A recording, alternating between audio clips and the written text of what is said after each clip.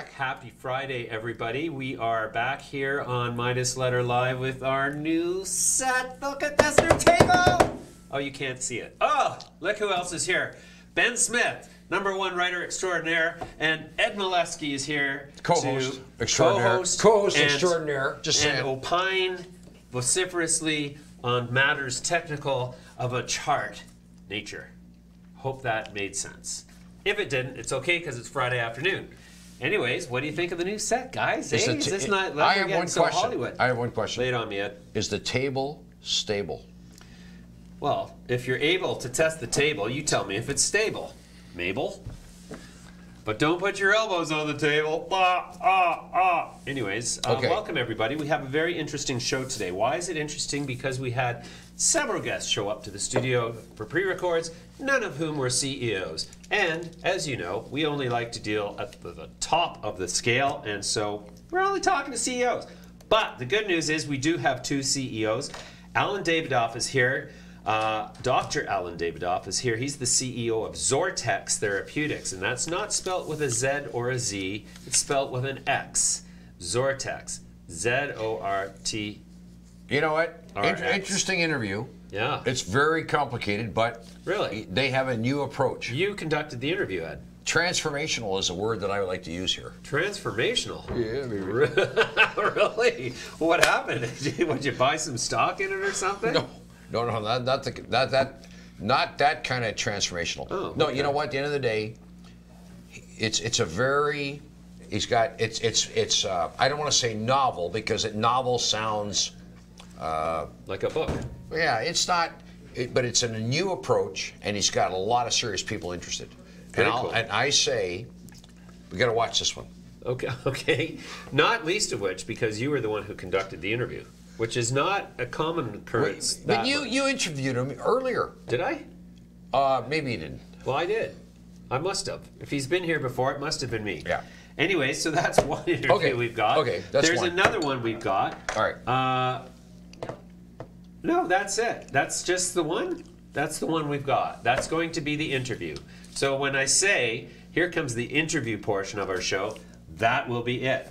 I might introduce the guy again and use the whole preamble to kill another 2 or 3 minutes because now we have what turns out to be almost 90 minutes of continuous babbling about the markets. Banter, babble. Ben, you've been cranking out quite a bit of content, I've noticed. And the market has gone down subsequently. So we're going to blame you for that. What's your take on what's happening in our markets, starting there? Well, I think the theme, there's a very interesting theme going on this week, and me and Ed were speaking about it earlier. Right. And that is, this week is probably, there's been at least 7 macro catalysts happen in the market to take place, and the market is down. Both the U.S. Marijuana Index and HMMJ are currently lower. So never mind those. Look at the Midas Letter Canadian Cannabis Index. Yeah, is even down. Yeah. Our indexes are down too. So what does that tell you? I'd love to write a positive story and do a positive technical take like I do when the times arise, but it's very hard to be particularly bullish on the sector in general. Individual names may vary, of course, but yeah, I mean, in the past, even one of those catalysts might have sparked a 6, 8, 10% rally. But so what are these macro catalysts you're referring to? Well, they've been sort of spread out throughout the week. South Korea legalized medical cannabis for one. That came out of left field, from my understanding. No one really expected that. Population of South Korea? I'm not sure. I think it's about. I'm going to take a wild guess. This is just a universal. I was afraid of that. I'm going to say 85 million. 85 million? Yeah, I'm going to say South Korea. Yeah, that's a big market. That's a pretty good guess. Yeah. Now, what's the population of South America or Latin America? Population of South Korea. South Korea. Processing. Population 51 million. How much? 51 million. What did I say? 85 million. Pretty close. Not bad. GDP? Care to take a guess? 8. Okay, I'm going to say 200 billion. 200 billion. I'm going to say 5 trillion. 1.69 trillion. You are the closest. Wait, what did I say? You said 1.8 billion. No, I didn't say that. 200 billion. You said 200 billion. Okay. And what'd you have for lunch? Wine. Don't start whining now. I wind me up. Okay, so Okay. So it's a big market. And I'm going to just add to that. It's the first Asian market to go cannabis that we know of. Yeah, I think so. Thailand's in the works, but I think they're officially the first ones to break the mold in Asia. Thailand, source of the mighty Thai stick. Did you ever smoke Thai stick when you were younger? Never did. No? Nope. Oh, I only on weekends. Thai stick was interesting because it was basically cannabis bud wrapped around a stick that was then dipped in opium. Oh. So you Now, how many times did you indulge in that little? I can't remember. Honestly. Does that stuff make you forget your memory? Sorry, what was that, Dave? Yeah, it tends to make you a little forgetful. What was I saying? No, but it doesn't have any long-lasting effect. Are you sure? Are you sure? You know, what? Sorry, what were we talking about? No, just kidding. How about some news, Ed? Would you like some news? Okay, here's hit some me. news. Hit me. Hit you. I'll be right over there. Ow! News moving our markets today. MedMen Enterprises released first quarter 2019 financial results, including reported revenue of $21.5 million US, representing a 1,000% increase in revenue growth in the first quarter of fiscal 2018. Continued territorial expansion in 6 key markets with the acquisition of Treadwell Nursery in Florida and opening its first branded retail store in downtown Las Vegas were reported. As well, they announced agreements to acquire PharmCann and Level Up, significantly growing the company's retail, cultivation, and production presence. MPX Bioceuticals Corporation released their financial results for the fiscal second quarter of the 3-month period ending September 30th. MPX Bioceuticals Corporation released their financial results for the fiscal second quarter of the 3-month period ending September 30th, 2018. Highlights included reported quarterly revenue of 14.7 million Canadian versus 4.4 million for the same quarter 2018, up 233%. They entered into a binding share purchase agreement to acquire Spartan Wellness Corporation, a Canadian veteran advisory group. Also reporting today, Acreage Holdings released their financial results for the third quarter ended September 30th. Highlights include third quarter revenue of 5.5 million US, up 160% versus the same period in the prior year, and year-to-date revenue of 10.6 million, up 92% versus the year prior. On a pro forma basis, revenue for Q3 was 19.3 million and 54.2 million year to date. Net loss for the quarter was 4 million compared to 700,000 in the prior year. Vivo Cannabis announced third quarter financial results. Highlights included Q3 revenue of 2.3 million, the acquisition of Canna Farms on August 31st, resulting in pro forma Q3 revenue of 4.4 million Canadian. An increase in total medical cannabis patients to 18,000 compared to 2,000 at the end of Q2 2018 was reported, as well as entry into the adult use supply agreements with British Columbia, Alberta, Saskatchewan, Manitoba, Ontario, and the Yukon. Emerald Health Therapeutics reported a net loss of 6.4 million or 5 cents a share for its third quarter financial statements ending September 30th on revenue of 321,000, up from 284,000 in Q2 previously. Plus Products Inc. announced its financial results for the 3 months ending September 30th. Financial highlights include record Q3 2018 revenue of 2.56 million, representing a 617% increase over the 3 months ended September 30th, 2017, and a 60% increase over the previous quarter. Retail sales grew 104% Q-on-Q to 8 million in Q3. FSD Pharma reported its financial and operational results for Q3 2018 ending September 30th. They reported a mark-to-market investment gain of 6.8 million. They also showed positive comprehensive earnings per share in Q3 of 1/3 of a penny and strong cash position of 33.8 million and no debt. And those are the headlines moving our markets today.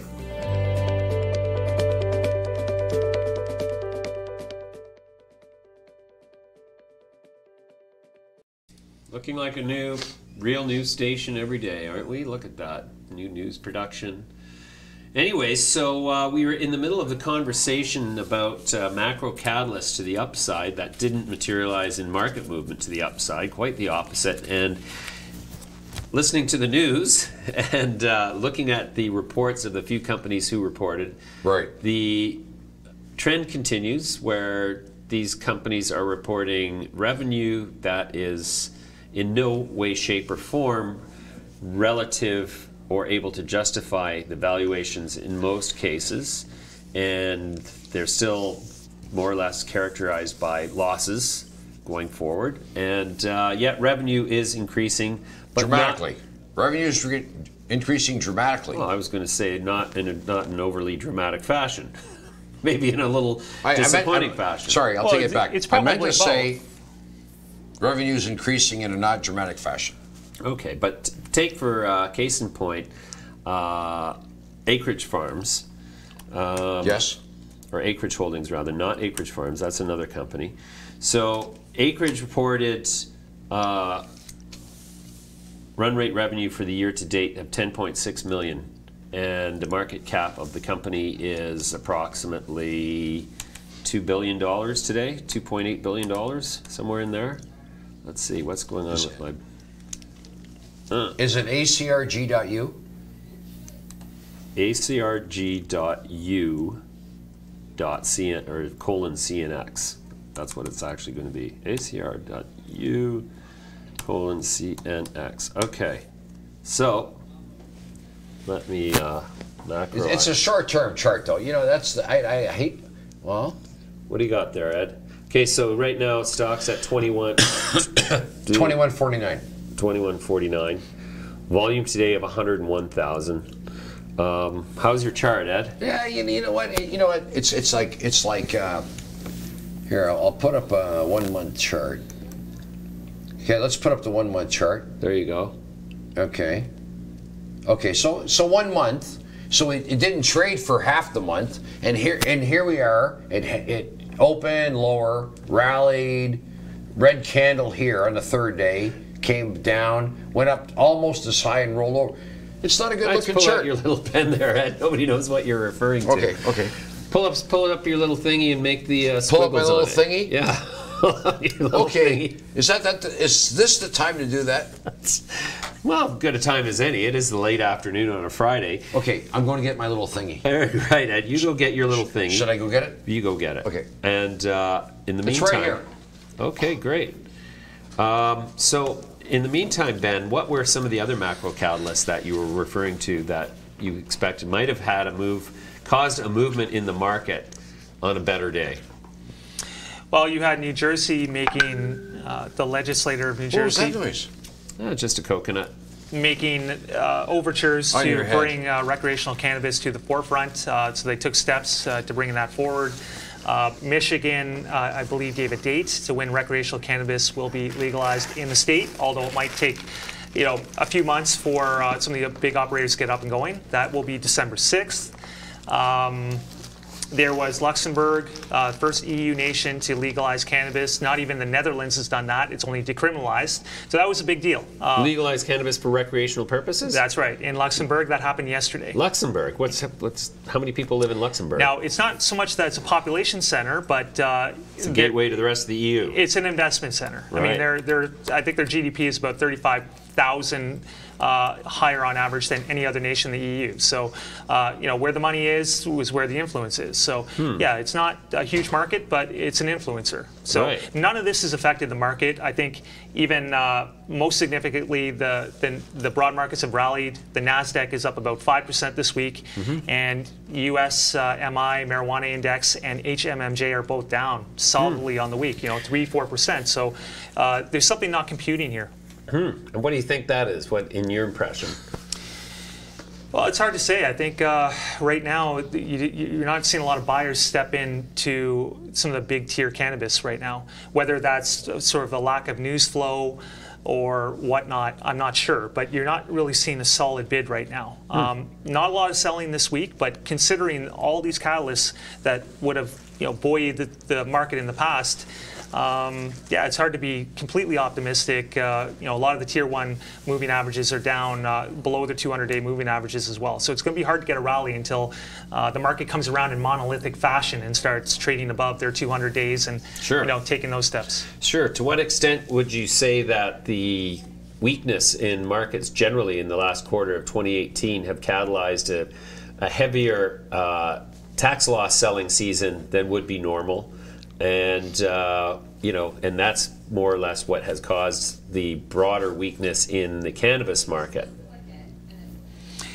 Well, there might be some heavier tax loss selling that takes place going into December. So I don't know if you know, to what extent that's going to be a cap on the market. Obviously, returns are, you know, especially in the last 6 weeks might be driving some of these names for you know, negative on the year. It depends. I'd have to go back and see what they're trading in January. But yeah, there's that potential there to keep a lid on things in the month of December. Yeah. But a lot of factors at play. Okay.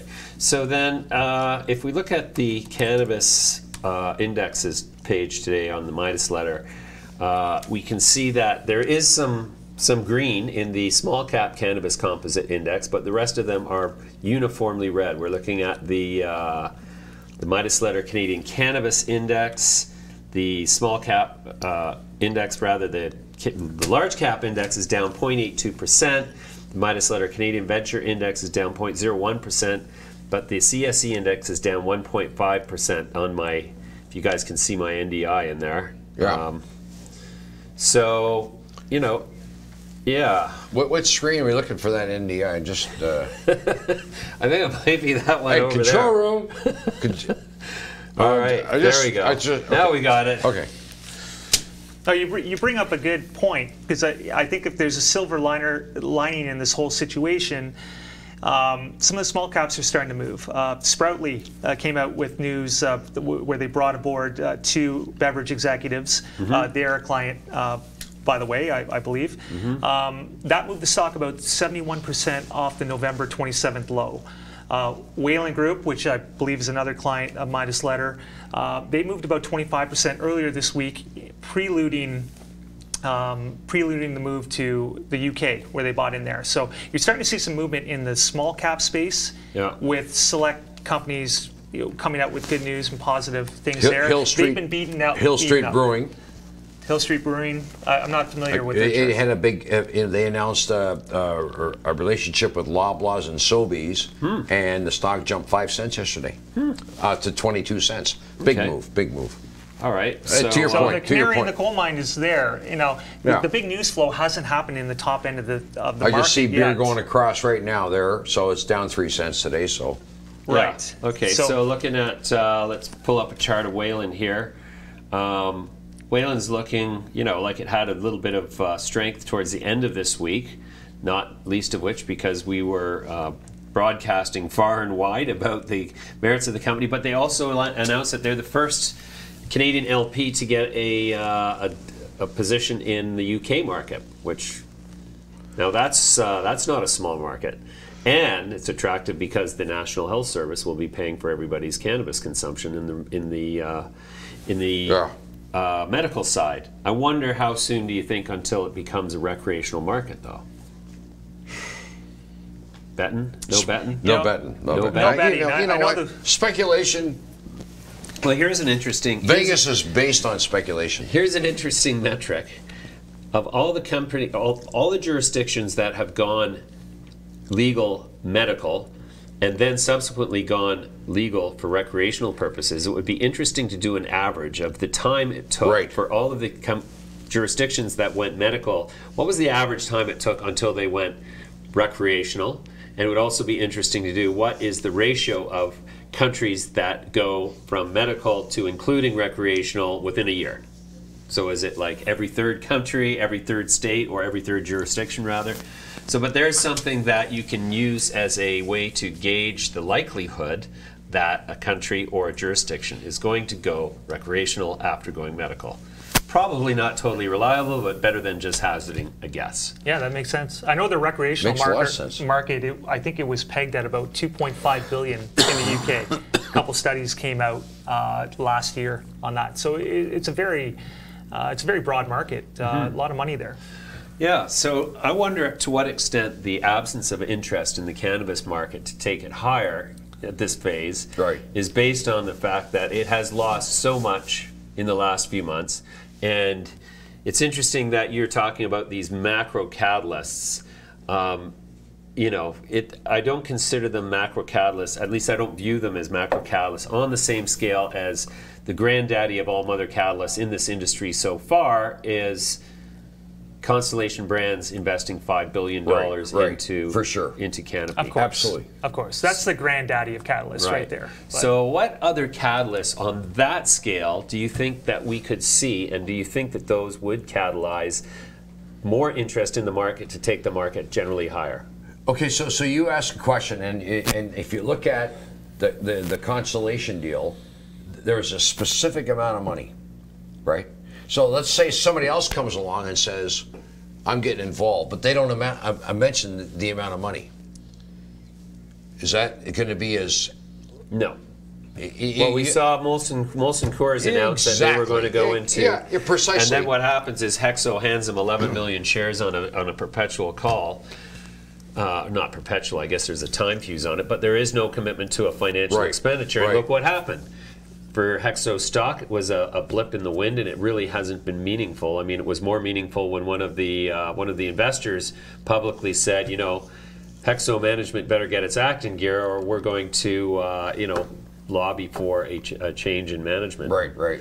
So that's yeah, but you know, I look at some of the other, you know, some of the other subtle catalysts out there, like Novartis has a heavy involvement with Tilray. Johnson & Johnson is sponsoring Avicana's offices in the Mars Center, which is a research and incubating center for technology companies. Right. I mean, I've heard about Diageo so many times in so many different sort of subordinate references that it's like, okay, either these guys are everywhere, or it's just finally everybody's learned how to say Diageo properly for the first time in their lives, and they're bandying it about as a way to make themselves feel better. I don't know. But, yeah, so what do you think about... So you know, just not to... Because I'm thinking about this whole thing. I'm thinking, what would have to come out? Like right now, what would have to come out to get this space ignited? it's a really good question. It's a really good question. It would have to be something sizable, right? Well, I think that here's the giant sector-wide catalysts that are lurking out there in the weeds that may or may not materialize. In the weeds? In the weeds. In the near term. First of all, the next granddaddy of all sector-wide catalysts, federal prohibition or descheduling of cannabis as a Schedule I drug in America. The first step towards the number 2 catalyst in this space, federal recognition of cannabis as a medicine, and then number 3, federal regulation or federal approval of cannabis as a recreational alternative to alcohol. So those 3 things would take the sector, I would say, much higher at least, if not a double in the near term. But then you've got other ones out there that have not really been discussed. Could you imagine if the European Union got together and said, you know what, as a single block, we're going to approve cannabis for recreational use and advise all of our states to ratify legislation to incorporate that. The World Health Organization, if they were to come out and say, you know what, we have changed our position on cannabis, we now endorse it as a broad spectrum wellness product, and, you know, reverse position on that, well, that's going to catalyze an absolute waterfall of countries, the remaining countries who have been sitting on the fence saying, we'll wait for the evidence. That would catalyze an absolute stampede towards legalization, and that would take the whole sector higher. So this is why I enjoy these moments of apparent longer doom and gloom, like everybody's crying black swan, bubble exploding.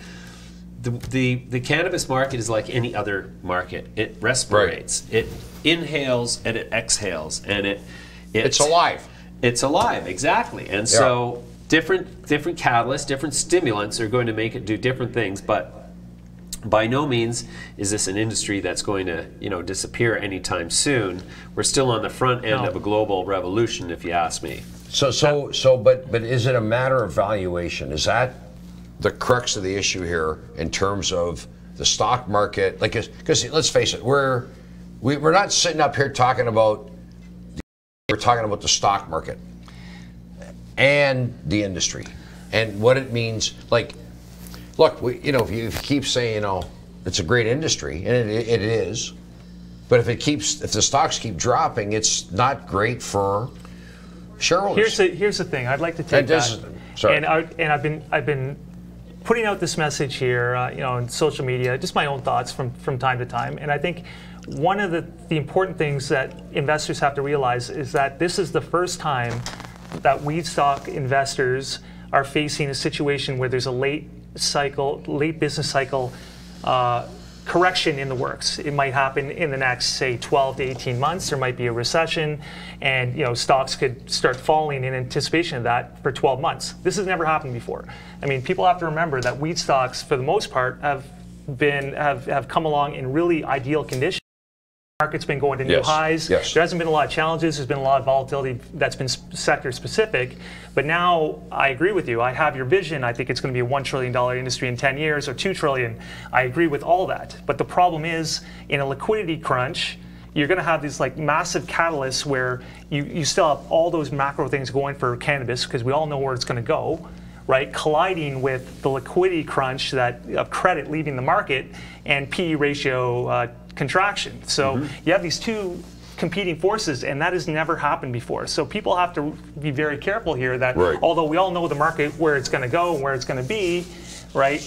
The underlying business conditions in the economy in general are going to collide with that. So you got to be careful about where your price points are.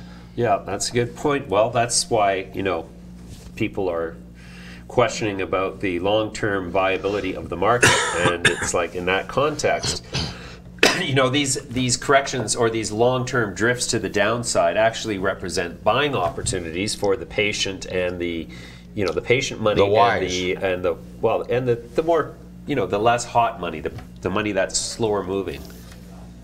But, absolutely. I don't mean to cast a bare shadow in all this. I'm as bull as any. But you just have to be more cognizant. You have to be cognizant of the business cycle more than you ever had to. And long-term investors, they're going to have a field day, picking up some of the shares at some of these prices, where they're going, maybe even a little bit lower, or even here. And long-term, on a long-term horizon, it's going to look pretty good. Yeah. So there's lots of opportunities coming up. But right now, we had this conversation with Dr. Alan Davidoff, or rather Ed did, and XORTX, and here's what they had to say just a little while ago. Hello, everyone. Ed Milewski here, Midas Letter Live. Today we have a biotech company that we're going to interview. Dr. Alan Davidoff is the president and CEO of XORTX Therapeutics, ticker symbol XRX. Hey, I see you, Alan. How you doing? So good, thanks. How are you, Ed? Good. So XORTX is it's all about liver disease, and maybe you've got something that seems to be a bit of a transformational approach. Yeah, so we have been working in earnest on two programs to treat progressive kidney disease. One is a small orphan drug program for autosomal dominant polycystic kidney disease, which is a mouthful. It's a small population in the U.S. These are lucrative types of programs, very focused on a group that has rapidly progressing kidney disease that results over a period of 5 to 7 years in the loss of kidney function, so the ability of the kidney to filter. And that results in end-stage renal disease that ultimately means patients go on dialysis. So this is Our other program is in... Sorry, go ahead. Yeah, our other program's in diabetic nephropathy, so there's about 36 million folks in North America that have diabetes. About 40% of those will go on to develop progressive kidney disease. It results in the loss of their kidneys. So two groups that are desperately in need of therapeutics. Neither one has therapeutic options right now. Physicians typically treat patients with blood pressure lowering drugs, but they really don't treat one of the key drivers that's emerged in the studies most recently, and that is uric acid. So it's pretty clear that uric acid is acting like an accelerant on a fire that already exists. And what we have seen in the evidence that's been developed to date is that there seems to be a way to slow or even reverse the progression of progressive kidney disease. The way you do that is you lower uric acid or lower the production of uric acid. And that seems to be a real opportunity that merits development. Compared to what doctors have right now, this should ultimately, when these drugs are approved for marketing, redefine the tools that physicians have, and that should change kidney disease patients' lives in a way that gives them better quality of life for their kidneys and ultimately keeps them off dialysis. Sure. So when you mention uric acid, if you've suffered from gout, that's the culprit in people that suffer from what they call rich man's disease, correct? Yeah, historically it was a king's disease or a monk's disease. It was largely dietary 200 years ago before the introduction of sugar in our diets. And we know that sugar, especially fructose, drives uric acid levels. If you're a little bit dehydrated, that can also be a trigger. So sugar, yeasty foods, etc. can lead you to gout attacks. And one of the ways of treating them is either to decrease the production of uric acid through xanthine oxidase inhibitors, or stop the reuptake of uric acid. So your body conserves uric acid and tries to pull it back in, and there are ways to block it. Now you've mentioned the fact that you've got 2 clinical studies, and you've also recently received some pretty good news from the U.S. FDA regarding what you're trying to do. Like because I know in biotech companies there's phase 1, phase 2, phase 3. It's a very expensive proposition, but from talking to you earlier, I get the sense that maybe there's some light at the end of the tunnel here in terms of maybe moving this along a little quicker. Yeah, absolutely. For both programs, it looks like no matter what the cause, if you lower uric acid, you have this ability to slow or reverse the decline in the filtering capacity of your kidneys. With respect to our polycystic kidney disease program, which is a rare disease program, we've filed a number of regulatory documents and met with the FDA recently in September. The results from those discussions were very positive. They reflected a lot of what we already knew and had anticipated. And as we met, we looked to find the most accelerated route to develop that program for polycystic kidney disease. We came out of the meeting with an accelerated opportunity for a phase 2/3 pivotal trial, and potentially the opportunity to negotiate a pre-approval or a special protocol assessment, such that if we hit the clinical endpoints needed and that showed that we could help patients, that in addition would accelerate how we get to marketing approval.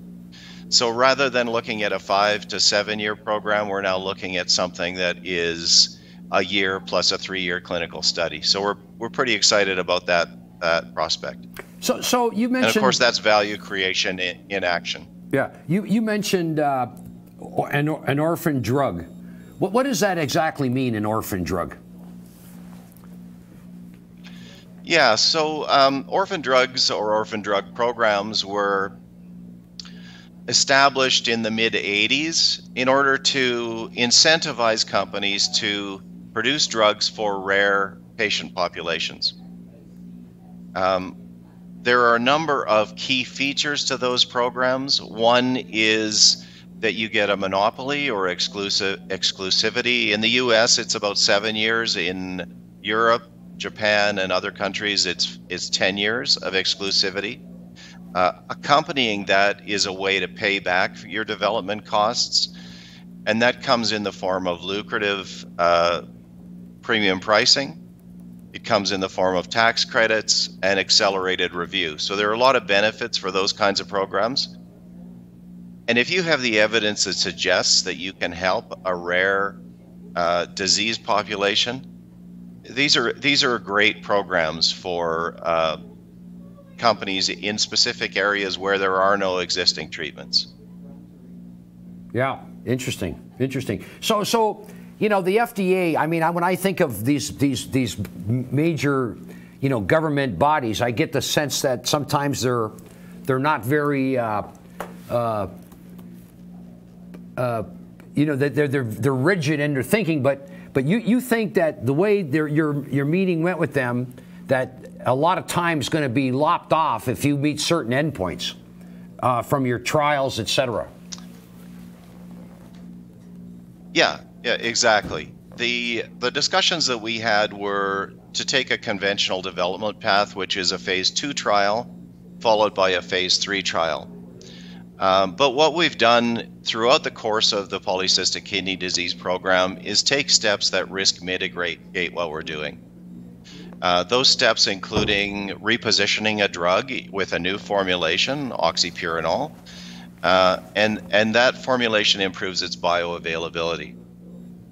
That drug was reviewed in the mid-2000s by the FDA and received an approvable letter. But because of market conditions at the time, that program was mothballed. So the FDA had a good molecule that was reviewed, but it was never approved anywhere.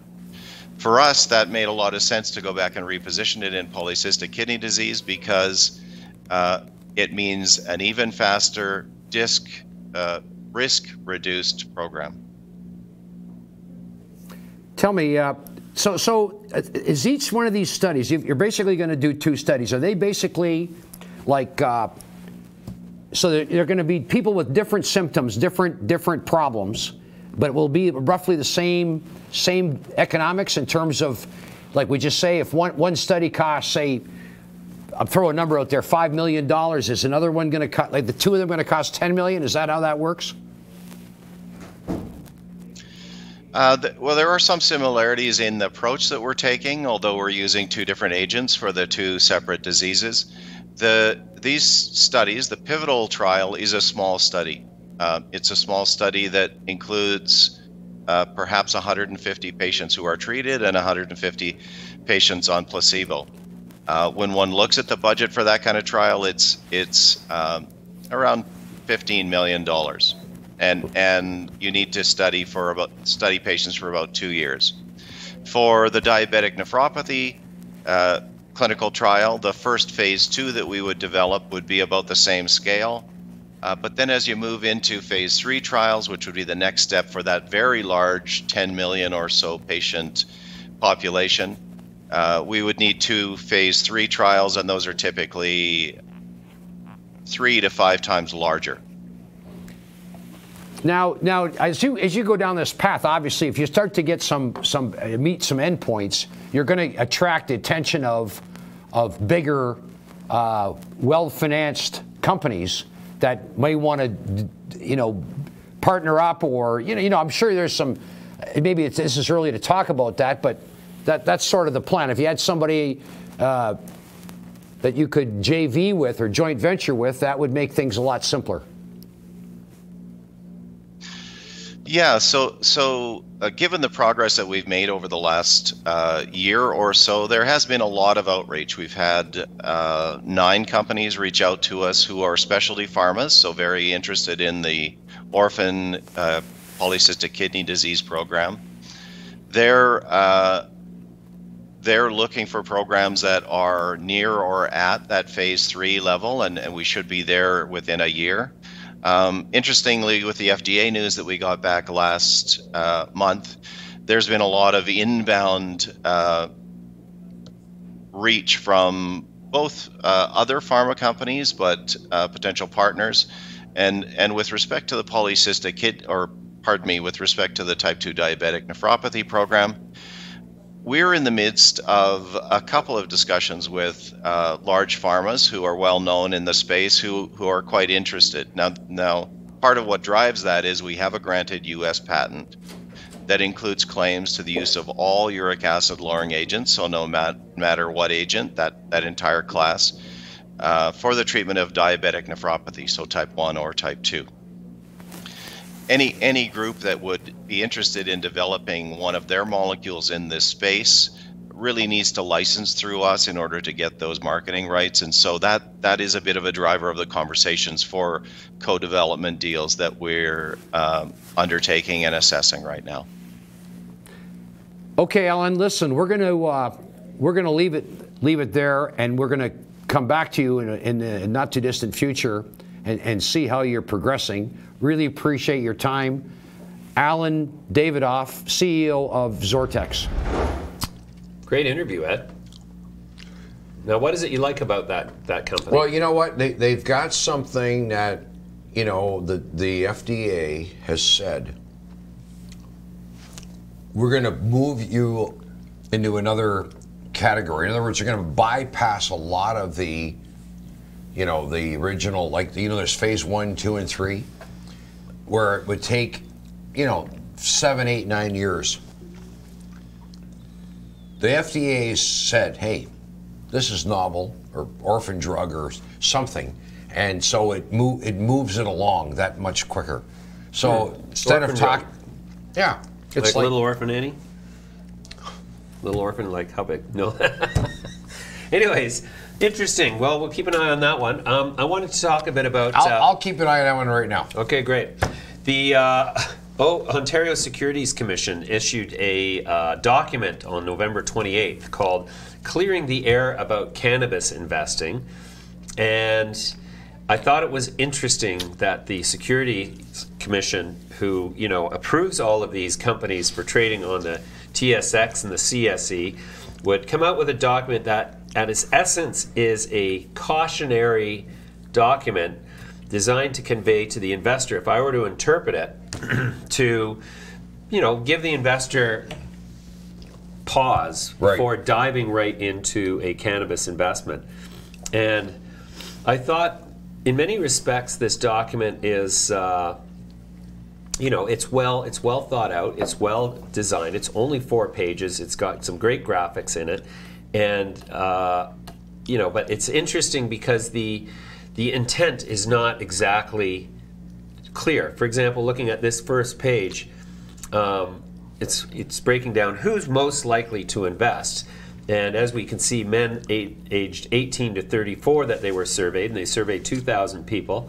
13% were investors in the cannabis space, and 36% were not currently investing, but would consider it. And so then it goes on to break down several of the other demographics. And I guess what it's, you know, it doesn't clearly draw a conclusion about, is this a, you know, is this indicative of, like, this doesn't say to you, like, oh my gosh, I'm not going anywhere near that cannabis investing. Right. Nor does it say, wow, it looks all good to me. It's like, well, I don't get it. What is the message here? And, you know, the language tends to be cautionary in its construction, but the statistical and graphical backup is not really, you know, convincingly cautionary. So I thought it's kind of great to have this document from a starting point, but I mean, if we were to really look at what should give pause to investors who are considering an investment maybe in the stock market for their first time because it's cannabis, or in cannabis for their first time from some other sector that they're more familiar with, there's a lot more clear indicators to stay away than just statistical information. And by way of example, you know, I think that, and all the companies with these super voting structures are going to wish that I would just shut up about them one day, but I probably never will. You know, the super voting structure is, for me, one clear indication that, you know, this market's gotten to the point, right, where guys can come to market, come to the investment banking community and say, I've got this this group of assets and I want you guys to finance them, but I control all the votes, and if you don't like that, then I'm going to go to another bank and let them finance them. So, you know, I'm not going to name any companies specifically because there are increasing numbers of them that are guilty of that, but I think that more so than a document like this, the OSC should be forcing cautionary language, much like when they force you as a accredited investor or a participant in a private placement to acknowledge in a full disclosure that, do you realize you could lose all of your investment? I think to that page they should add, in the case of super voting structures, do you realize that you can't do a goddamn thing about what these guys money, but you know what? When it comes to advice or whatever, if they decide to raise tadpoles en masse to save money on fertilizer, there's nothing you can do about it. But investors are still buying them, right? So it doesn't really seem to be affecting demand until that happens. And that's a bigger sign of the dangerous complacency that's there in the retail space, more so than, you know, the statistical things. Like, it's the behavior and the structures that are emerging from the space that ultimately accrue to the risk profile to the retail investor on the downside, that as these things are permitted. So, you know, our regulators are permitting these structures that essentially are looked on negatively. I mean, before the cannabis industry came along, we were just almost to the last of the super voting structures in the so what stock happened? market generally. What happened, James? Like, how did this become acceptable? How did it become acceptable? Who did they come to the when they're doing a financing? Do they say, "Hey, by the way, we retain control because we believe this is going to be monstrous, and we want to have all the shares"? I think that the position of the regulator, and I don't presume to speak for the regulator, but my interpretation of their events or their actions is that if an entrepreneur goes to an investment bank and says, "Here's this package of assets. By the way, I'm going to control all the votes. You finance it or I'll go elsewhere." And the bank says, we'll take that game. We'll take that game because it's big time fees and it's big time, you know, it's big time rollover for the capital position. So you're suggesting there's an element of the financial aspect. Well, obviously. So, but then the regulator is going to say, well, if it's good enough for the investment bank, whom we have essentially, you know, we regulate and we govern, then it's good enough for investors. It's good enough for investors, exactly. If it's good for the goose, it's good for the gander. Right, that. And you know, I don't think that... that's one to think about. Yeah. And then again, we've got this issue... now I'm going to try to pull this up with a degree of speed and agility. That you're not known before. That I'm not generally known for, except, you know, when I'm running. And you know what? With this three-sided table here, it would be a little harder to, you know... What? Chase around the table. Yeah. Yep. So, okay, so now I brought up another press release on my screen here, and this is where the BCSC executive director alleges a scheme by self-described consultants. Now, the executive director of the British Columbia Securities Commission has prohibited a group of purported consultants from buying or selling securities of 11 companies listed on the Canadian Securities Exchange. Now, this is interesting. Not all of these companies are cannabis companies. Some of them are crypto companies, and some of them are mining companies. They're all on the CSE. Wow. But what does that say? Not much. What they're basically saying is that, and there's a large group of these service providers disclosed, that they have banded together to essentially abuse the consultants' ability to, you know, accept payment in the form of shares or substitute cash for shares. They basically got this thing where company announces a private placement, but this Bridgemark group is actually 90% of the private placement through its network of these service providers, and they are essentially blowing out the paper without providing any services. Check swapping. Well, it is a check swap At its essence, yes. And so I look at back to the OSC's warning document. You look at the behavior of public companies in a bull market when they tend to be able to get away with more than they can in a bear market, where investors are willingly taking risks with their capital, and there's a track record of success among the first entrants to the bull market. And next thing you know, you've got the second and third generation of more egregious entrepreneurs come to the market, and they've got, the super voting structures. They've got these private placements where they're, and this is obviously not all public companies, but that type of behavior increases the longer and more mature a bull market gets. And so I'm not saying, never mind the OSC document, this is way worse. I'm saying in addition to the warnings that the OSC issues advising caution, we agree and we say all you need to do is look at what's going on the part of these big companies, or these smaller companies rather, and the behavior and what they're getting away with, and that is representative of compounded risks to the eventuality of a positive experience for the retail investor who's new to the market. So that all being said, So should investors now, has it come to the point where they should, if they're thinking about purchasing an investment, should they look at the background of who's actually promoting it? Has it got to that point, or do you look at this Bridgemark thing as sort of an isolated event, something that always happens and from time to time blows up, but sure, doesn't go beyond that? We are obliged to say to any investor who's watching, don't listen to us. Always consult a registered investment advisor in your jurisdiction, which is, probably good advice for an individual investor with no sophistication in capital markets. We tell people what we're doing. And so what do we do when we start to look at a potential investment? When somebody whispers in our ear, geez, you want to get on this train because it's going straight up. What's the first thing we do? Due diligence, background? Yeah, but what's the first element of due diligence we look into? Who's behind this thing? What is their track record in the market? What is their reputation? How do we know these people? And if we don't know them, why don't we? What did they do beforehand? So when it's, there's a million guys that'll get up on a podium anywhere in North America or the world and tell you that the first order of business is the people. And they're absolutely right.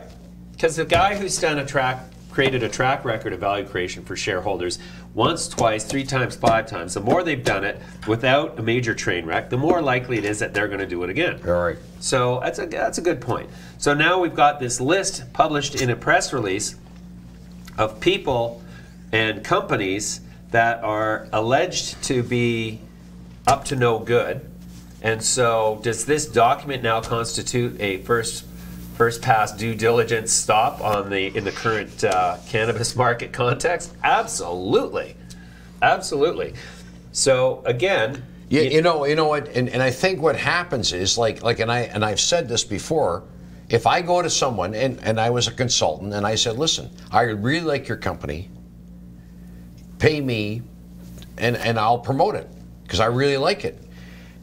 Furthermore, if you give me some money, I'll turn around and put that money in a private placement to show my bona fide intention to promote it. That's one way of looking at it. The other way, of course, is a company comes to you and says, listen, you're a bit of a character. We'll give you money. You put it back.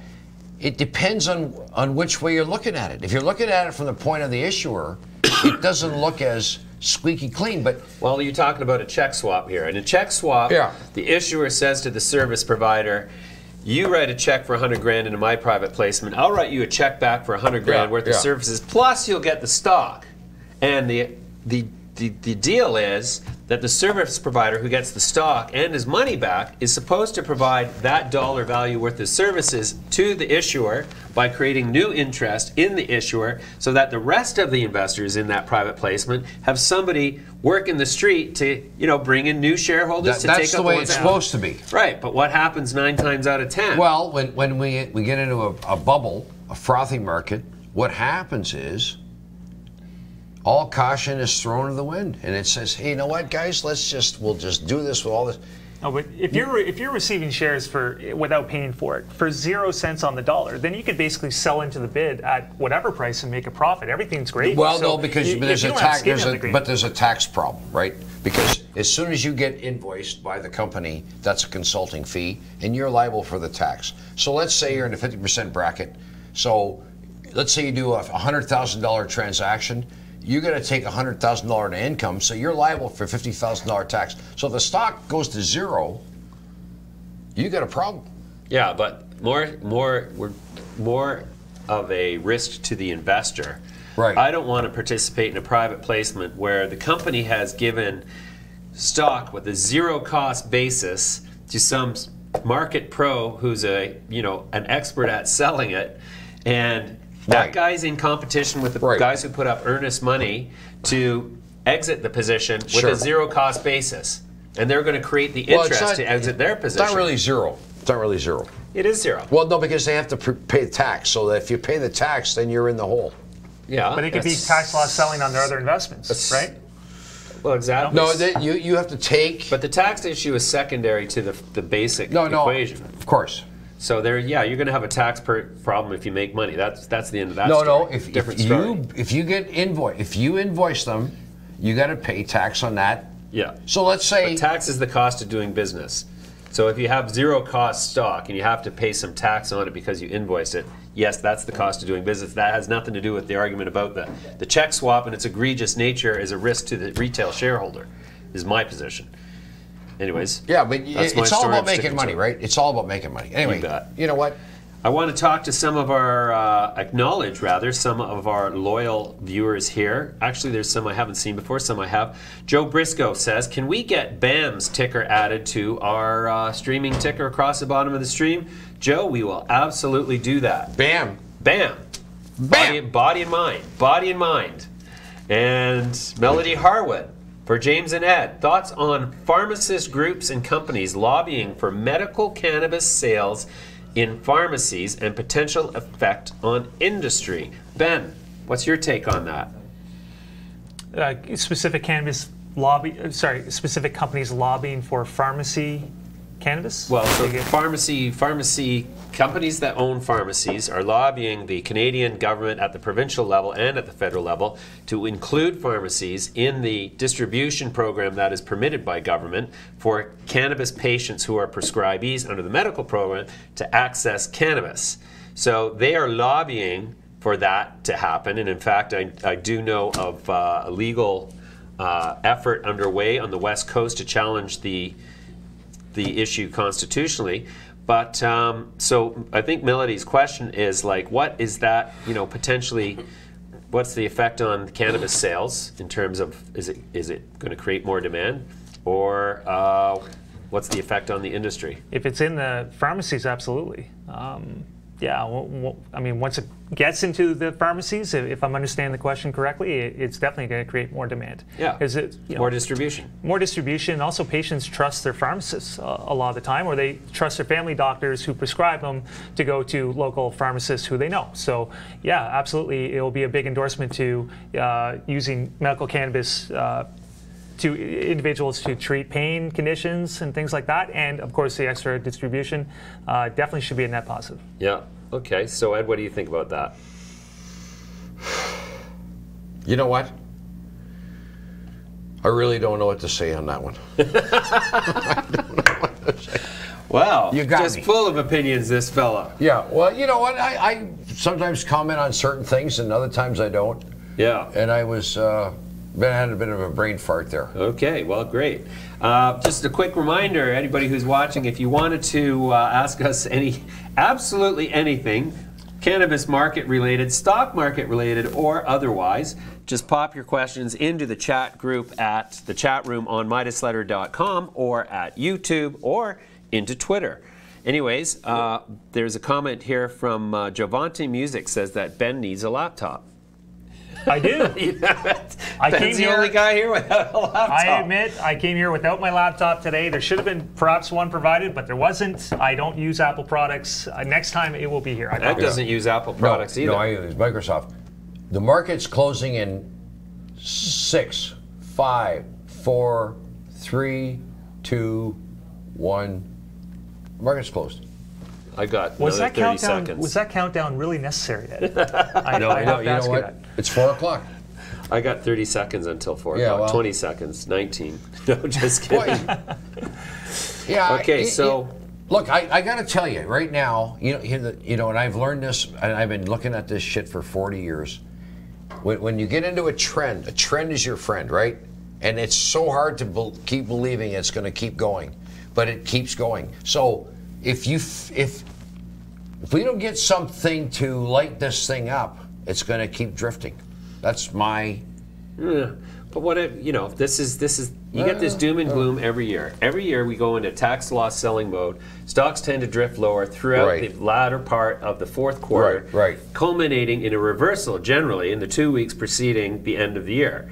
And I'll bet dollars to donuts that this year is not going to be any exception. And then what I like to call investor season starts again, January. Everybody comes back. It's time to start to load up the portfolio, place some bets for the year. What do you think is going to happen? I mean, the new year is a psychological effect on investors where it's time to deploy whatever capital you're going to put at risk. And I'll tell you, you want to be positioned before January. You don't want to be buying in January because you're chasing everybody else. So, you know, I got to say that typically I go from all cash towards the end of October, November to fully invested by mid-December. What if you don't have any cash? If I don't have any cash, then I'm not talking about you, I'm talking about me. What do I do? Leverage your house. Okay. What if it's already leveraged? Any equity left in it at all? Is there any equity left in it? No. Well, Ed, you know, we could just sell you.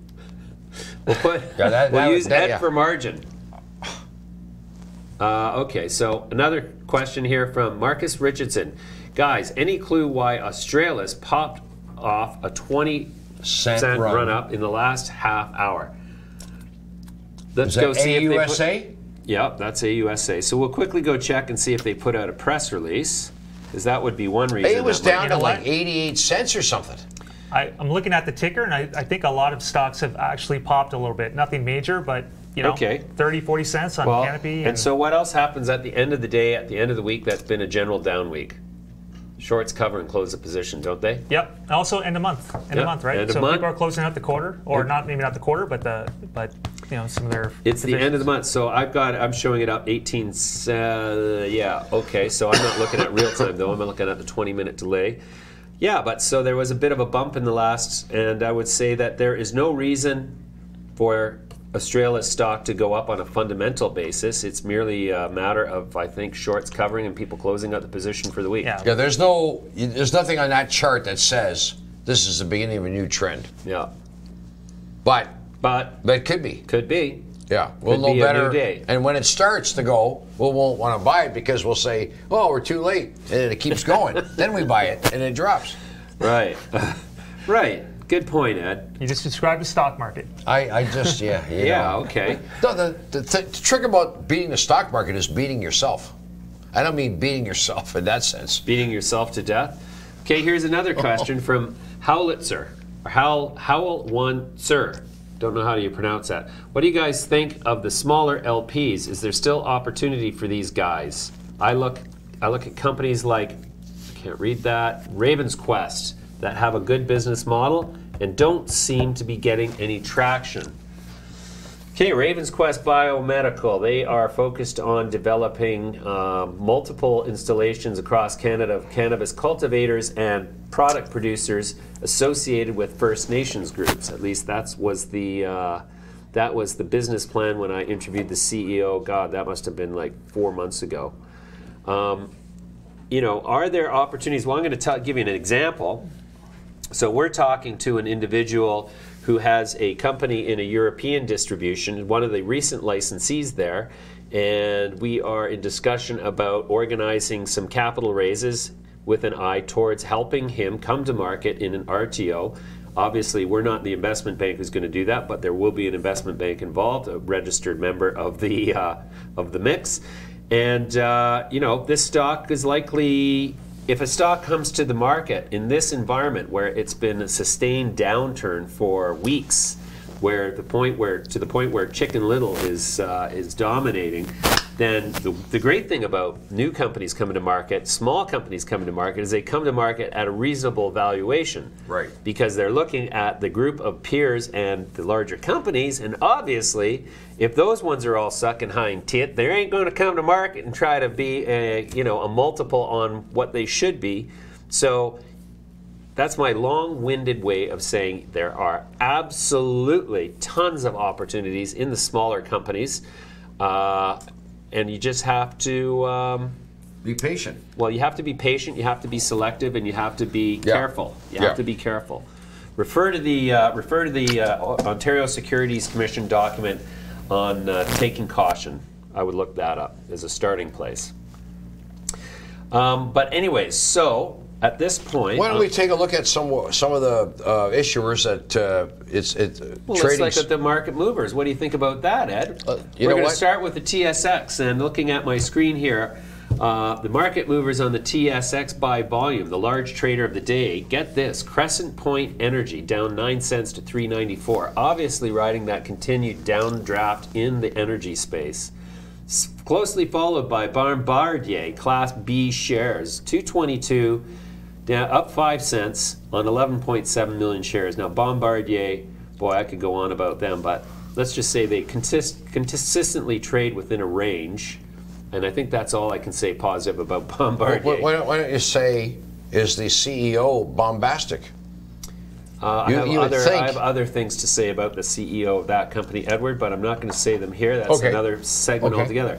On the TSX Venture, now here's a big surprise. Sokolman Iron Corp, SIC. Why is that up? Why is that up so much? Well, the stock's up 4 cents, up 30% on the day on 5.5 million shares. Why? That's what we're going to go take a look at. So let's see if they put out a press release today, because that would explain why they've gone up. And if they haven't, and survey says no press release. So something's.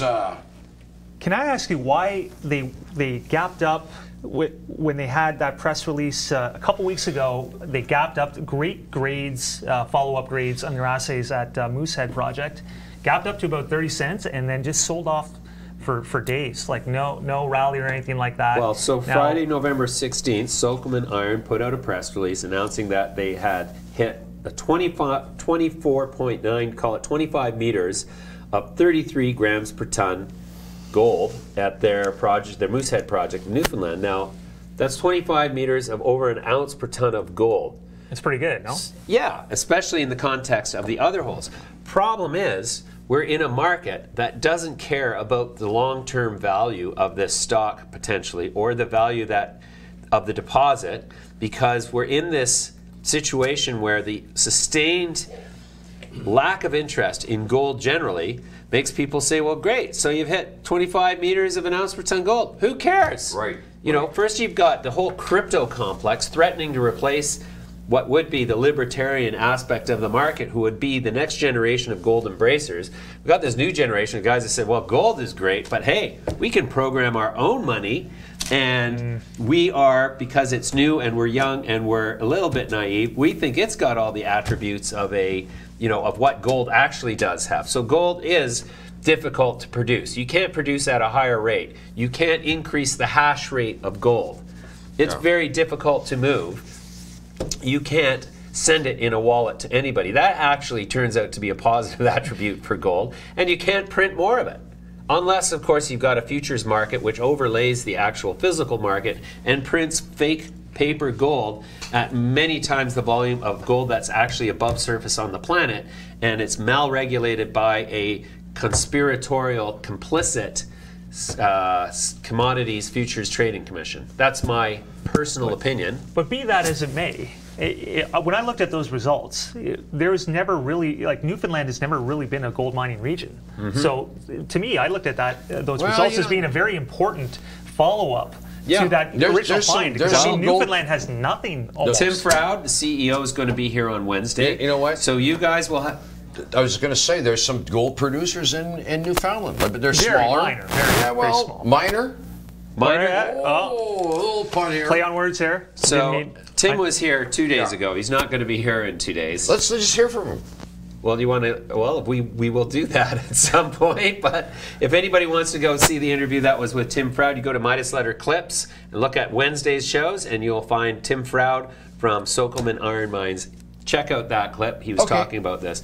But so the reason people sell off is because there's nobody believes in the gold market. The guys who buy and hold, you know, they look at a press release come out and they say, well, this fits in with my long-term theory. Like, I can guarantee you, Eric Sprott, who's a shareholder of Sokolman, is probably, you know, he's participating in private placements, so he doesn't need to buy it out of the market. But I guarantee you, he's not a seller into this strength, and he just looks at that price and says, boys, if it drops below 13 cents again, keep buying it. Keep buying it, because he knows that even if gold never rose above $1,200 again, you're getting grades at 25 meters of an ounce per ton from near surface. And remember, the cost of mining gold is always relative to its depth from surface before mineralization starts. He's grinning and sitting there and biding his time, like, I'll buy it all day long. I'll end up owning this company. Yeah. And so the problem is we live in a time when the whole mining sector, first of all, has impoverished a significant portion of the investing public to the point where guys like myself have said, if there's never a mining market again, I'll be happy. If I can get the rest of my investing life spent in the cannabis space, hallelujah. If mining never came back to life again, I would not shed a single tear. Now, obviously, if you're a geologist, a geophysicist, or a guy who works in a mine, you're thinking, boy, that James West, he's a real asshole. I'm going to turn the channel right now because he sucks. He's a prick. He's a prick. Exactly. But I'm not a prick, and I own lots of gold stock. In fact, I'm taking my lesson from the Eric Sprott School of mining stocks, and every time I see a stock with a serious project under development through the drill results, I buy it on the cheap and I try to put it away and not even think about it. Now, have you been doing this for a while? I've been doing it for about a year. And how many have you put away? Well, I've put away, let's see, I've got bigger positions in 2 companies that I've put away. Okay. Just want to know if you're, you know. I'm not day trading mining stocks, Eddie. In fact, you know, I think this is complete sidebar. I'm not even going to go there because nobody watching will know what the hell I'm talking about. Sidebar. But anyways, here's the other thing about the mining space. I mean, so if you think that gold's never going to come back again, never come back to, you know, its highest price was 2014, September 9th, $1,920 before Goldman Sachs was quoted in the Wall Street Journal with a headline that said, "Short gold," with exclamation points in bold. And that was Jeff Curry, who was the commodities analyst, saying short gold. Well, the next day, gold sold off from 1920 and continued to sell off down to $1,300 over the next 4 months, and from which it has never really recovered again. Had quite about a 20% drop, I think. Right. So this is part of the collusion that exists in the global financial system at the highest levels. So Goldman Sachs, who is variously long and short gold futures positions, hedges its bets, controls the direction of the price through guys like Jeff Curry, who, because he's the Goldman Sachs analyst, and the Wall Street Journal, who's also collusive with Goldman Sachs, they come out and they say, "Oh yeah, you're right, Jeff. You're right. This is, you know," and they make all these comments about gold. No one questions it. No one questions it. People don't question it. And so until a generation comes back to challenge that, and, you know, individual islands of this kind of conspiracy theory, as it is categorized by the broader media, are generally not welcome in the dialogue in mainstream financial media. You will never hear a discussion about whether or not the Commodities Futures Trading Commission is properly regulating the futures market as it pertains to metals. You'll never hear that. And so it's us tin hat wearing, wooden sword waving, small podium occupying guys who you know, notice these patterns. But to get back to your point, that's why nobody's buying and holding gold in the day trading sense, because it's just a trade. It's dead money, almost. Well, but that could change. Well, but it takes a while, right? Like, for instance, I remember when gold was the most sought after commodity back in, it's hard to believe, but Ed, do you like to drive high? No.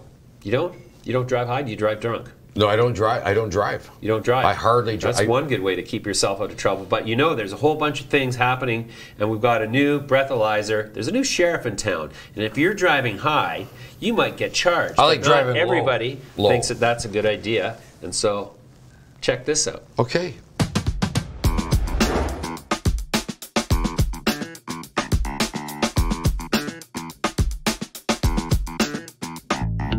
So when you get stopped by a police officer, the thing not to do is to refuse to be tested.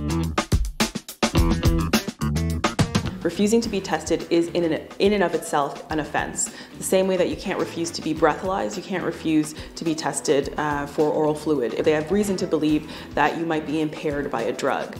So the first step in the testing regime is just simple human observation. He'll look for things like bloodshot eyes, slurred speech, sort of traditional indicia of impairment.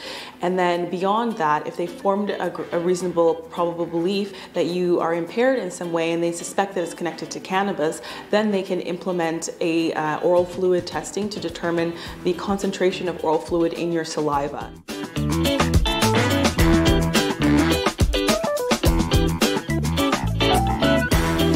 The problem with this test is that the legislation in the criminal code is going to be presuming that the presence of THC in one's saliva is somehow related to impairment. And there's absolutely no scientific evidence to support that assumption. At the very most, the most generous interpretation is that it is linked to previous exposure or recent use. Recent use is not the best proxy for impairment.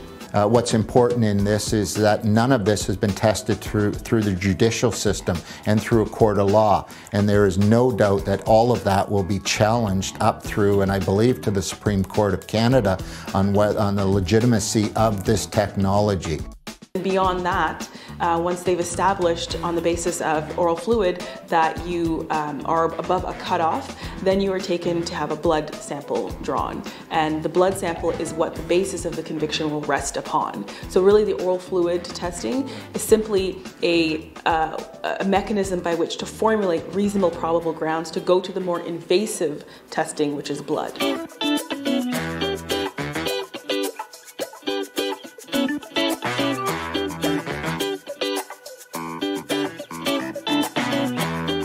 Now, the general consensus about cannabis and impairment is that concentration of THC in blood is not directly linked to impairment. It's not indicative of impairment. There's no scientifically significant relationship between the two, so it's difficult to say that it's based on any scientific studies.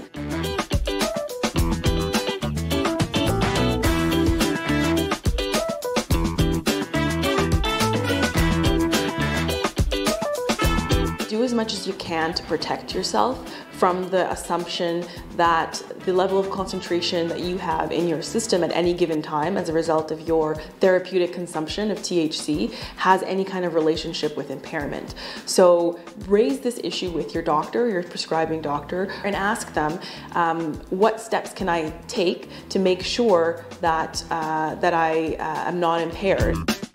The relationship between concentration of THC and potential impairment is so highly individualized. It can depend on an individual's rate of metabolism. It could depend on an individual's habitual use. So all of these things are factors that should be taken into consideration. When you're talking about the searches of a human body, that's perhaps the most invasive search that you can imagine. Someone collecting your oral fluid, someone collecting your blood, and I think as we go forward, you'll see people pushing back on the legal basis upon which the government has chosen to adopt this kind of invasive regime that really violates people's privacy interests.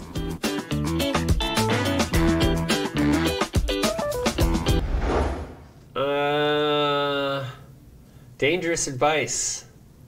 Dangerous advice to give people a sense of comfort that they're going to get away with driving high because it can be challenged constitutionally. I would say that that's dangerous advice. Yeah, I think you're right. Because what if it fails? Then you go to jail anyways. And also, I don't think that should be out there because it, you know, you're basically trying to give people a sense of comfort that they can drive high and they don't have to worry about a breathalyzer because it's not constitutionally. I think that's a bad road to go down. It's a bad road to hoe. I wouldn't want to drive on that road. No, well, actually, having driven high many times as a Ute, because I was generally a ne'er-do-well lawbreaker. Right. And I've done it too, but I don't want to talk about it. Yeah, well, see, I don't mind talking about it because I don't really care. But the bottom line is, all I remember is that I just drove too slow. And I actually didn't want to drive because I was, like, too slow. And you just drive along. Paranoid behind the wheel? And yeah, you'd be like, you'd be going along and you'd be like, and everybody in the car would be going like, what the fuck, man? You're doing 20 kilometers an hour. The speed limit's 50 kilometers an hour. Pick up the pace, West. You're talking about those little fake cars, right? Like where you just Bumper sit there cars, and, yeah. And you know what? You actually attract more attention going slow than you do going fast. Well, so, exactly. You know. Well, to the point where we just pull off the road and be like, screw this. Let's just party over there by the river. All right. And that's what we used to do. Okay, it's time for the question of the day. What would you do with 100 grand if you had it right now, Ed? Go to Vegas? Well, that would eat up at least $1,000 getting there. I would, you know, I'd wait for a trading opportunity. Really? I'd wait for a trading opportunity. No kidding. Yeah. Oh, nice. What would you do, Ben? Yeah, I think I would do the same. I think I'd be patient with maybe select cannabis companies. I followed that closely, be select with it, and maybe get in at the right point. There are a few interesting opportunities coming along, depending on your time horizon. But I think there's some good opportunities coming up, even right now, for long-term focused investors. What would you do? I'd give the government half first. Then I'd go out for dinner. And then you'd have none. Well, as Mark Twain, the famous satirist, famous author, said, if you want to double your money, take it out of your pocket, fold it in half, and put it back. I knew that would be a stumper. Nobody ever gets that at first. But anyways, no. What would I do with 100 grand? You know right what else now? he said? What? A mine is a hole in the ground with a liar on top. A mine. Well, that's a good point. But That's again, what so now Mark all Twain. the miners in the crowd watching are thinking, boy, James is an asshole, but Ed's a real asshole. Only the miners. He's calling us all assholes or liars. No, but if I had 100 grand right now, after I gave my government their half, I would... Why would you give it to them now? You know what? When you let them come after I you? would put the money into one of my clients' stocks because I believe that my clients' stocks... Like, for instance, which one? Well, if you want to ask me and put me on the spot so that I've got to pick one client, which is all the clients we'll have left after I pick the right one client. Okay, you know what? I retract the question. Okay. It's probably a good idea. Oh, there's a video associated with this. Well, let's see what other people would do with 100 grand. Okay.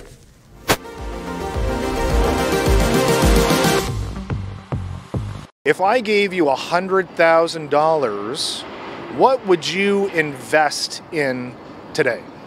Probably real estate in the city, I would say. Why?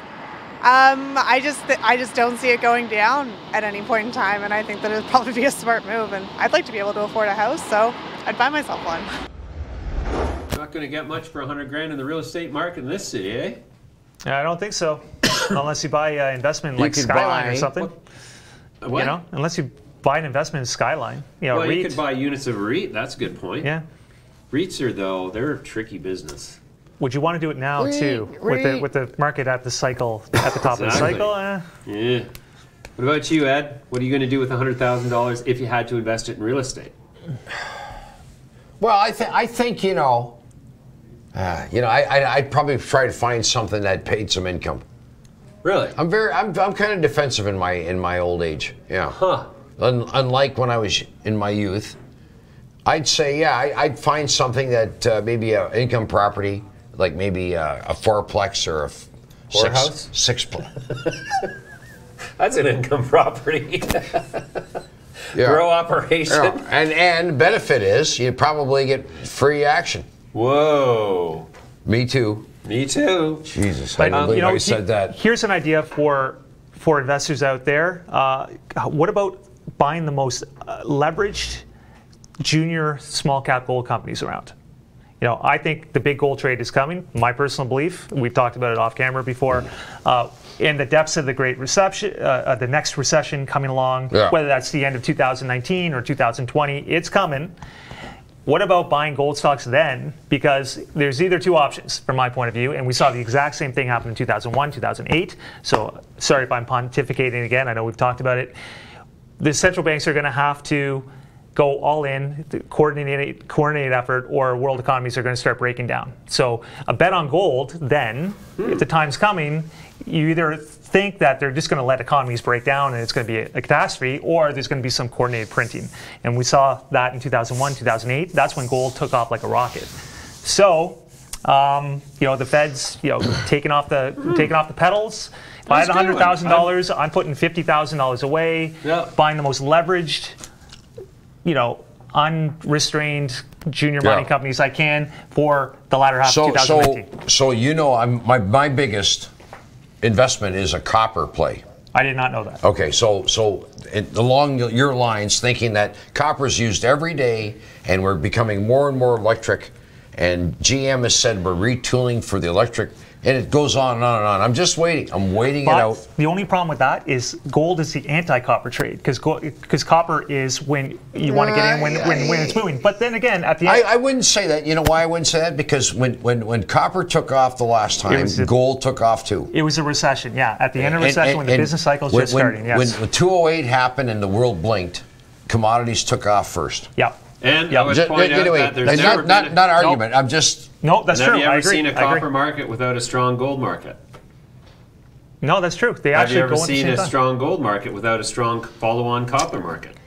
No, that's true. That's true. You know what? I actually take that back. That is true. They both commodities at the beginning of the next cycle are where you want to be. Anyways, you want to hear what some of our investors would do with $100 grand? Some of the people in our audience, rather? Yes, I would. Okay, we're going to start at Send me on a around the world trip. Well, let's see. A guy who goes by the name Racco Cinema says he'd put it in CanTrust. Okay, that's a good company. Bay Street Greens says he'd put $100,000 in Juju. When? Well, I don't know. Probably not at 30 cents. He'd sell them ours. If the CEO's listening, you should give him a call. And promote them. Hey, here you go. Hey, well, at least on Monday. What do you think about? That's right, Bay Street Greens. Just send us your email address. No, just kidding. Mario Mateka says $100,000 is all going into AUSA. Wow, that's bold. Keystone Records says $100,000 in my jeans. I would invest in condoms. Like, see, we have a very not much resale value in condoms, is there? Well, what's he mean condos? Condos. Condos. Adrian Kwan says $100,000 would pay for the down payment real estate at least. Well, depends on what. It would have to be 10%. Yes, good point. And then Luke Nadeau says he would buy more ACB. Andrew Kittle, who's a regular on our show. Hello, Andrew. He's been a avatar of ours out there slugging it out in the social media realm on our behalf, defending Midas Letter. Andrew Kittle, is he based in, where is he based? I couldn't tell you. Okay. Oh, he's, I'd say Texas. Texas, yeah. He's going to buy a hemp farm in Texas. ZG says he's going to put $50,000 into Canopy Growth and $50,000 into U.S. cannabis companies. That's not a bad idea. That's good picks. Somebody with the handle N says he would put N? No, Namaste. Well, no, that's who shares. Anyways, he says he'd put $100,000 into crop. Really? Yeah. Well, they're going to benefit from the Farm Bill. The Velvet Voice podcast says $25,000 into Namaste, $50,000 into Canopy Growth, and $25,000 Namaste, $50,000 into Aurora, and $25K into Canopy Growth. Namaste is very low and very interesting, he says. That's the essence of diversification right there. Let's see what else we got here. Howlitzer says 99.9 thousand in AUL, remainder in Scotch. Then we play the waiting game. Sounds like your type of guy. He does sound like my type of guy, except we're going to need more than $100 for Scotch. If there's going to be two of us, and $100 won't buy a shot of the Scotch. What's causing? Can I just throw a bit of a query here? Okay. What's causing sick them into bolt higher. After market close, you got me. No, this is the closing, but it's moved up 20% today. Yeah, well, again, I think... You're a shareholder. No, I'm not. Oh, okay. Silverman? No, sold it all. Sold it all. Sold the farm. So anyways, next week, I want to talk about next week, what we've got going on next week. And next week, what is happening next week? Would you like to know what's happening next week, Ed? I'll tell you what's happening next week as soon as I get my bloody calendar open for next week. Next week is going to be great. We have Skype interviews with, get ready, Nutritional High CEO Jim Fraser. As well, we're going to have a Skype interview with Sugarbud CEO Craig Kolochuk. Aeroponics. Is he Aeroponics? Aeroponics grower. Oh, really? Yep. We also have a Skype video next week with Charting Man Dan. And at 11 a.m. Oh, no, that's not correct. What else? Oh, Relivium Technologies is going to be here. And guess what? What? I'm going to Miami on Wednesday. Sounds like a good trip. Well, it's all work. Sounds like a plan. No fun? I hope it's okay with you guys. Are you seeing the boys at Liberty Health Sciences? Yes. We're seeing the boys at Liberty Health. We're going to shoot a video down there next week. We're going to talk to the guys at H-Wood Group who control some of the best clubs in Los Angeles about hooking up with them and getting celebrity talent into our studios in Los Angeles. Hooking up with them? No, not hooking up with them, Ed. That's what you said. Oh, boy. Yeah, is there a lampshade we can lend this guy? Anyways, thank you very much, everybody, for watching. Don't forget to like us. Don't forget to come back next week because we're going to start seriously drilling down on some of these mining stocks and figuring out which ones of all these beaten up stocks are the ones that we should be buying. Not you, we, because we're risk tolerant. Thank you for watching. See you next week.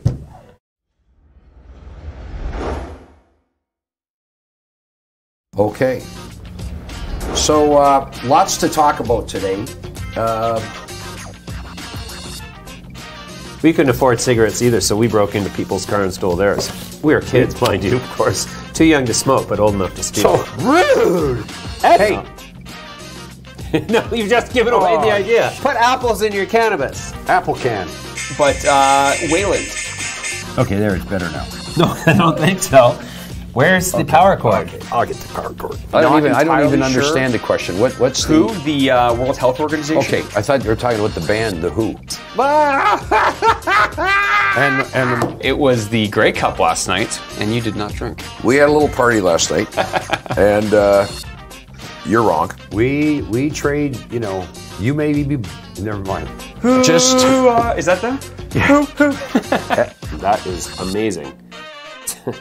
Cut that out if you don't mind.